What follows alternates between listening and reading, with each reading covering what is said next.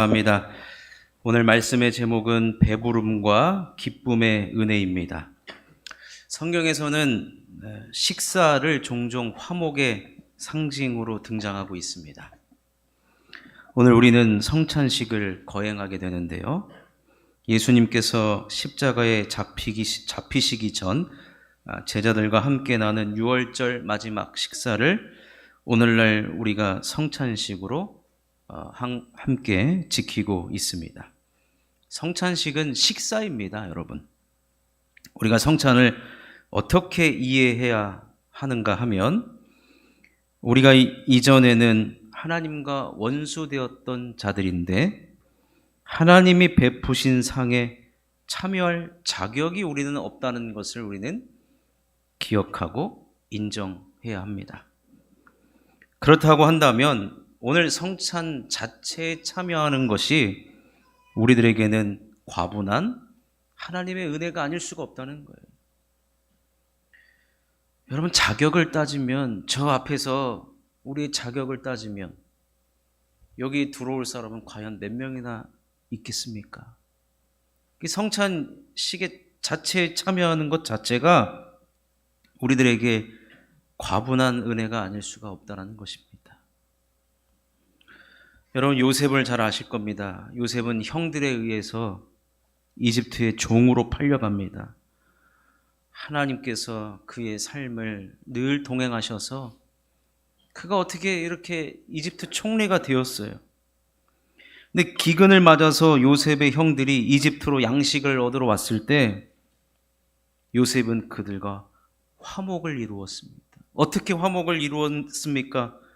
요셉은 자기의 음식을 그들에게 나누어 주면서 화목을 이루었던 것입니다. 그리고 자기의 유일한 동생이었던 베냐민에게는 5배나 많은 음식을 주면서 이런 잔치를 베풀었을 때 그 형들이 얼마나 시기했던 자들입니까? 요셉을 시기해서 팔아먹을 정도였는데 그들은 그 식사 자리를 통해서 이전처럼 시기하지 않고 오히려 요셉과 함께 즐거워하는 일이 벌어졌다는 것입니다. 창세기 43장 34절 우리 함께 읽어보겠습니다. 시작. 요셉이 자기 음식을 그들에게 주되 베냐민에게는 다른 사람보다 5배나 주며 그들이 마시며 요셉과 함께 즐거워하였더라. 그렇기 때문에 여러분, 오늘 우리가 성찬식은 식사이기 때문에 즐거움의 자리요, 화목의 자리요, 과분한 은혜가 베풀어지는 귀한 자리라는 것입니다. 따라서 여러분, 고린도서에 보니까요, 너무 많이 먹은 사람들 있어요. 식사로 그때는 애찬을 베풀었기 때문에 여러분, 이 성찬이야말로 다시 한번 죄로 인해 우리가 하나님과 원수되었던 우리가 예수 그리스도의 흘려주신 피와 그 몸의 헌신과 희생으로 말미암아 우리가 화목을 이루었다라는 그 십자가의 은혜를 우리가 이제 가시적으로 보며 경험하는 그 시간이 바로 이 성찬식인 것입니다. 그래서 우리가 오늘 예배 가운데 함께 참여하게 되는 이 성찬의 특징을 3가지로 좀 살펴보도록 할 텐데, 첫 번째 우리가 살펴볼 것은 성부 하나님께서 우리를 식사의 자리로 초대하셨다는 것을 여러분 기억하셔야 됩니다. 오늘 이 성찬식은 목회 일정에 따라서 당회가, 교회가 정한 것이 아니라, 그래서 여러분들을 초대한 것이 아니라 성부 되신 우리 하나님께서 우리 모두를 초대하셨다는 것. 아멘으로 받으시길 바랍니다. 여러분, 그런데 여러분 생각을 해보십시오. 아무나 와서 먹어라 그러지 않으셨어요. 이 자리는 하나님께서 베풀어 주시는, 성부 하나님께서 베풀어 주시는 예수를 믿고 구원받은 자들을 위한 식사 자리라는 것을 여러분들은 알고 임하셔야 한다는 것입니다. 여러분, 대통령이 밥 먹자고 저한테 얘기할 이유가 없어요. 네. 여러분, 우리가 식사를 초대한다는 것은, 여러분, 내가 밥을 사겠다라는 의미는 무엇입니까? 우리 함께 대화하자, 우리 함께 교제를 나누자, 그런 의미가 아니겠습니까? 결국에는 성부 하나님께서 우리를 위해서 베풀어 주시는 이 식사는 우리가 주님과 그 교제를 나누는 것이, 이 교제로 인하여서 주님과 나와 약간 멀어졌던 그 사이가 더 가까워지는 시간이고,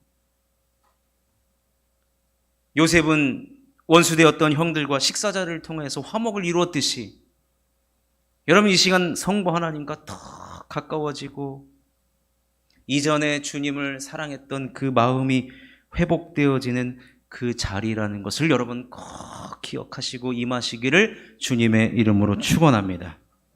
근데 여러분, 이 식사자를 누가 초대했습니까? 성부 하나님이에요.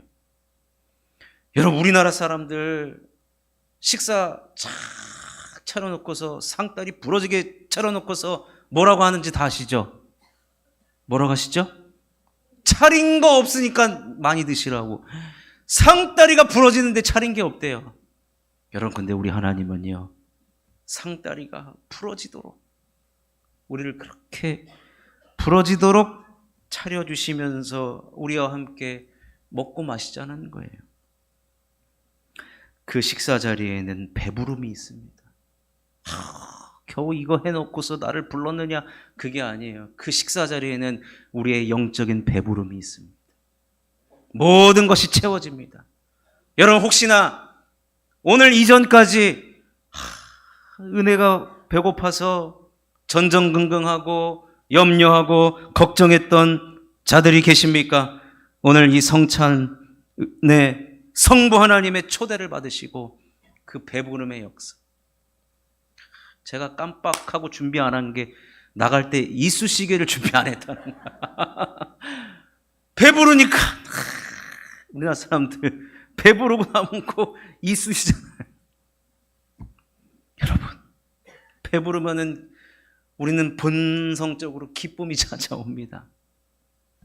성부 하나님이 베풀어 주시는 이 귀한 식사의 자리는 우리들에게 영적인 배부름과 또 우리들에게 기쁨을 주시기 위한 자리라는 것을 여러분 꼭 기억하시기를 주님의 이름으로 축원합니다.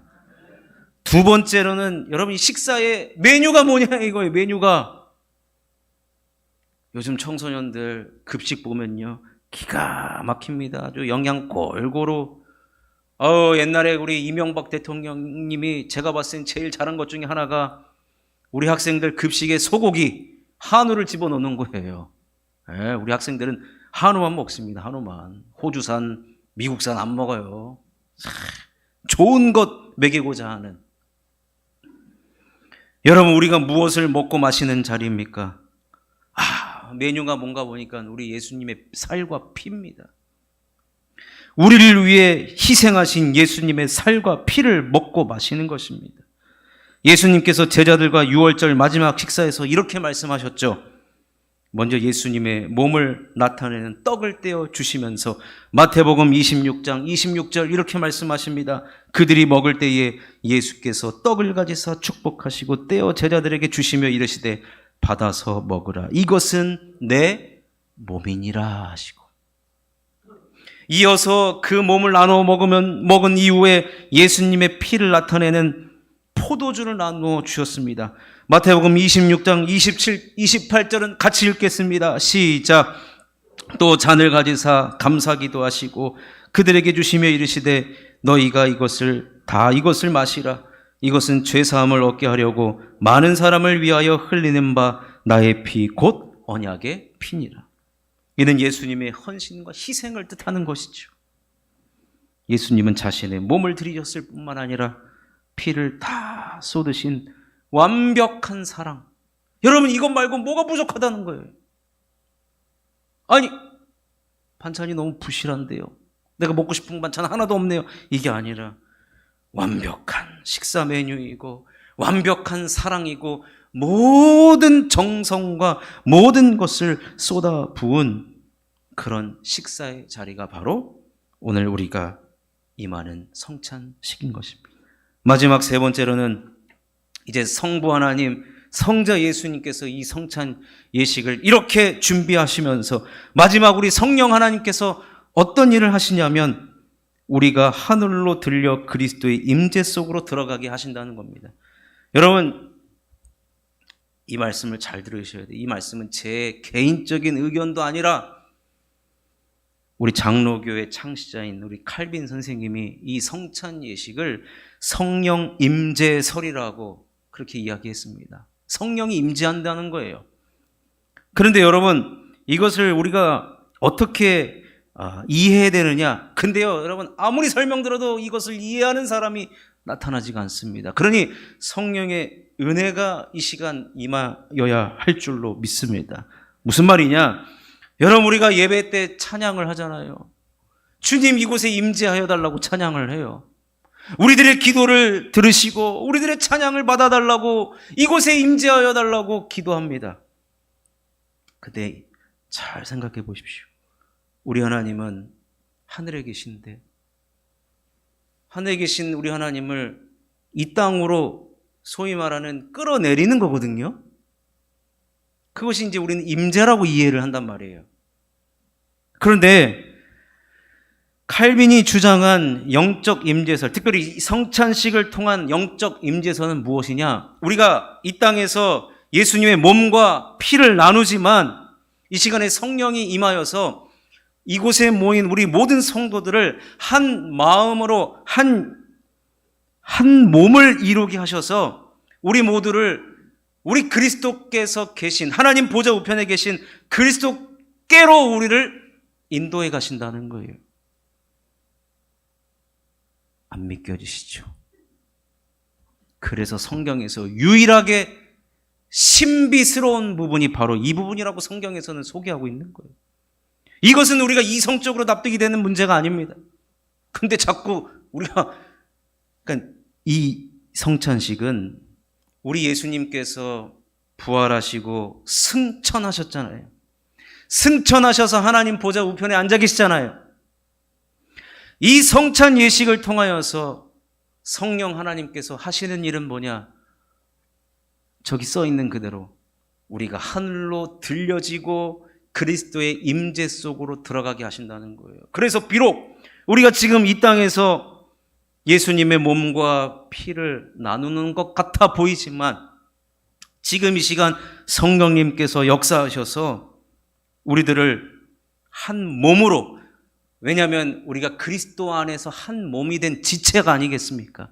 한 몸이 되어서 우리를 그리스도께서 계신 곳으로 우리를 이끌어서 그곳에서 그리스도 자신의 몸을 우리들에게 떼어주시고 그리스도의 피를 나누어 주시면서 우리를 먹도록 마시도록 기념하도록 우리를 성령의 임재 속으로 인도하신다는 거예요.